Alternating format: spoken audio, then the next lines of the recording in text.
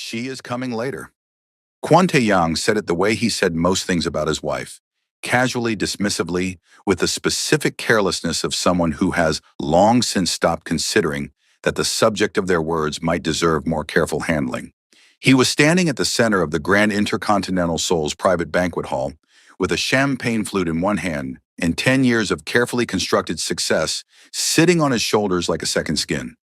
Around him, his university classmates moved through the room in the particular way people move at reunions, performing, comparing, calculating, pretending not to calculate. Tae-young was very good at this game. He had arrived 40 minutes early, greeted everyone personally, made sure his entrance was witnessed by the right people. His suit was custom. His watch was the kind that required no introduction. His company, KTY Corporation, had been featured in 3 business publications in the past year, and he had made sure at least 2 of those features were visible on his phone's lock screen in case anyone asked. Jang Min-soo appeared at his elbow. Loud, familiar, the kind of presence that fills a room without improving it. "So where is this wife of yours?" Min-soo asked. "We have been hearing about her for years, and nobody has met her." Tae-young smiled. "She is coming. She is—" He paused, chose his word carefully. "Simple. Do not expect too much." Across the city in the bedroom of their apartment, Favor stood in front of the mirror. The pink gown caught the light and held it. She looked at her reflection for a long moment. Then she picked up her clutch and smiled. Tae-young had met Favor in their 3rd year of university. She had been sitting 2 rows ahead of him in an economics lecture, the one he attended only occasionally and always regretted missing because the professor was genuinely brilliant. On the day he finally showed up, she had been the one asking questions that made the professor stop and think before answering. He had introduced himself afterward. She had looked at him with the specific, unhurried assessment of someone who was not immediately impressed by confidence alone, and that had intrigued him more than anything else could have. They had studied together first, then eaten together, then become inseparable in the quiet, organic way that genuine connections form, without announcement or performance, simply by spending time together and discovering that the time was always better than the time before it. She had been extraordinary then, sharp and warm and deeply curious about everything. She had graduated top of their economics cohort, a fact that their classmates had noted with genuine respect, and that Tae-young had celebrated loudly and proudly at the time. He had married her 2 years after graduation, and somewhere in the years between that graduation celebration and tonight he had celebrated. Success had arrived for him quickly, and it had arrived loudly. A government contract, then an international partnership, then a Gangnam office, and a profile in a business magazine, and dinner invitations from people whose names he had previously only read about. And with every new level, Favor had seemed somehow smaller. Not because she had changed, because he had started looking at her differently, through the eyes of the rooms he was now entering rather than through his own. Aurelius Capital had been registered quietly in Favor's name 4 years ago. Not secretly in the way that implies concealment or deception, simply privately. The way that people who have learned that their gifts are safest when kept close to themselves keep things private. She had told no one because there was no one in her immediate life who she trusted to receive the information the way it deserved to be received. Tae-young would have taken it from her somehow. Not deliberately, perhaps, not maliciously, but his need to be the most impressive person in every room they shared had a way of consuming things that threatened that position. She had watched it happen with her ideas, her observations, her professional opinions, all of them absorbed into his narrative or dismissed before they could establish their own gravity. She was not going to let it happen to Aurelius Capital.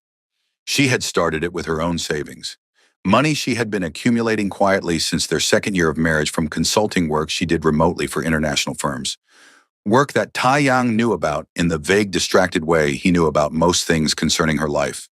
Within 2 years, Aurelius Capital had grown into something that required her full attention, and she had given it that attention from the study in their apartment, while Tae-young attended business dinners and networking events and came home talking about his own company with the enthusiasm of a man who had never considered that the most interesting business in their household might not be his.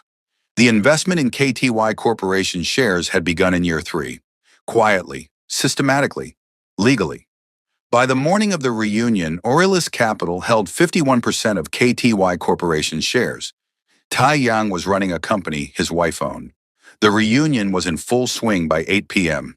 Tai Yang had positioned himself perfectly, near the center of the room where he could be seen from every angle, surrounded by the classmates whose opinions had always mattered most to him. Minsu was beside him as always, loud and enthusiastic, providing the kind of audience that Taeyang had always found most comfortable. The conversation had turned to success stories. Who had built what? Who was running which company?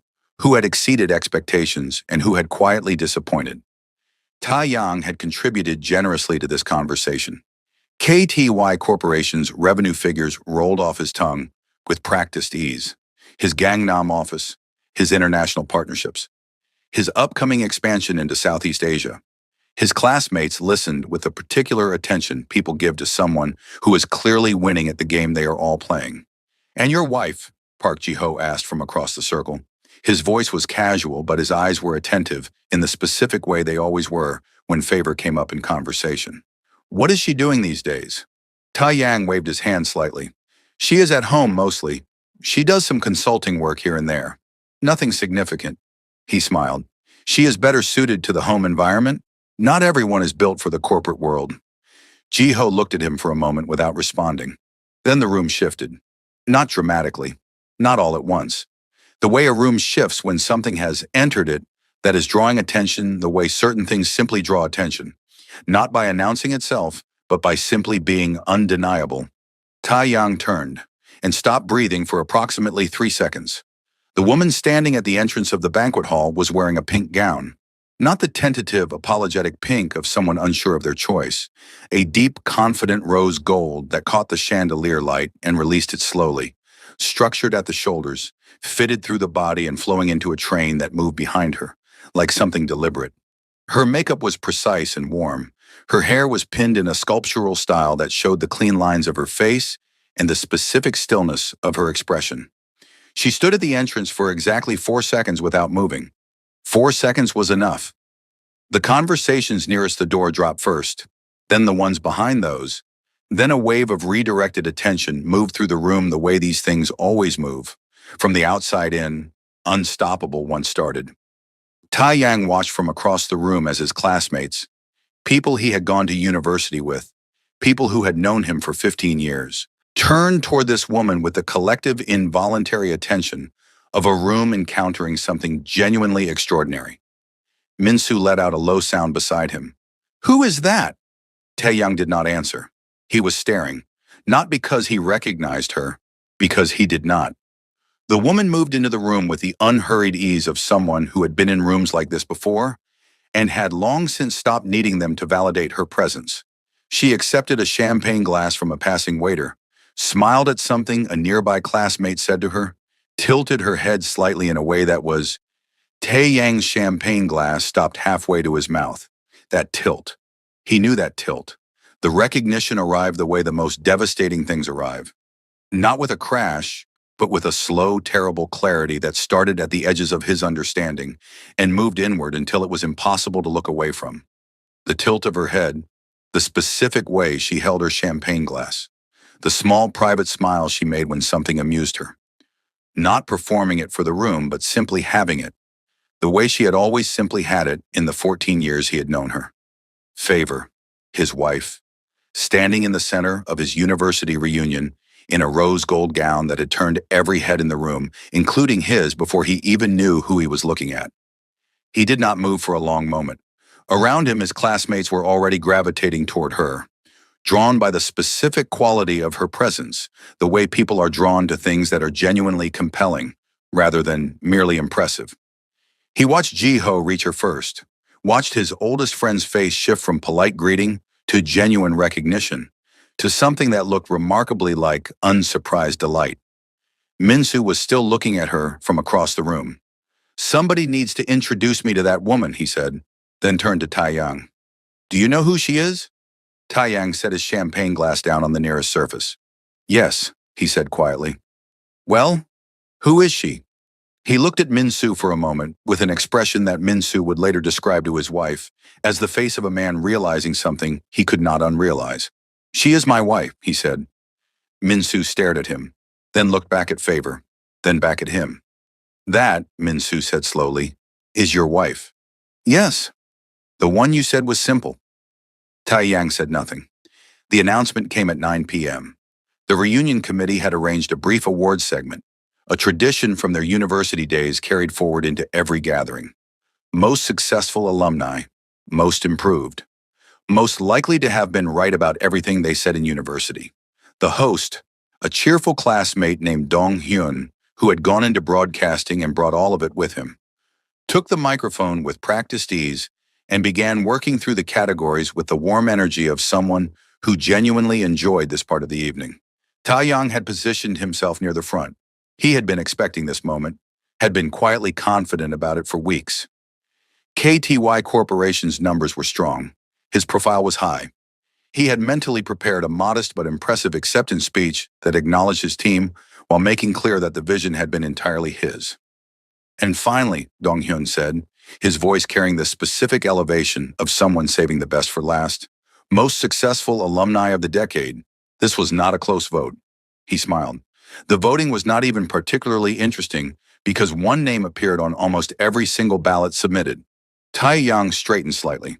The founder and CEO of Aurelius Capital, a private investment firm whose portfolio includes significant holdings across 17 Korean corporations, including.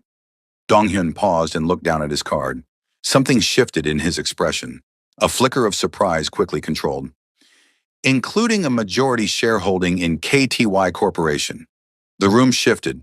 Tae Yang heard KTY Corporation and felt something move through him that he could not immediately name. Please, welcome. Dong Hyun looked up, smiled directly at the woman in the rose gold gown. Favor Kwan. The silence lasted 4 seconds. Then the room erupted. Not the polite applause of a formal event, the genuine, full-throated reaction of 300 people processing multiple pieces of information simultaneously and reacting to all of them at once. Favor Kwan, Aurelius Capital, majority shareholding in KTY Corporation. Most successful alumni. The woman in the rose gold gown who had walked into this reunion and turned every head before anyone knew her name. His wife. Tae Yang stood completely still in the center of the room as Favor moved toward the stage with the same unhurried ease she had carried all evening. He watched her accept the award from Dong Hyun, watched her shake his hand warmly, watched her turn to face the room with the composed, unbothered expression of someone who had known this moment was coming and had dressed accordingly. Beside him, Minsu had gone completely quiet for the first time all evening. Across the room, Ji-ho was applauding with genuine enthusiasm.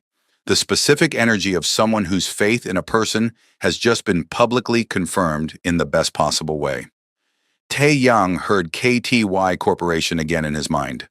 Majority shareholding.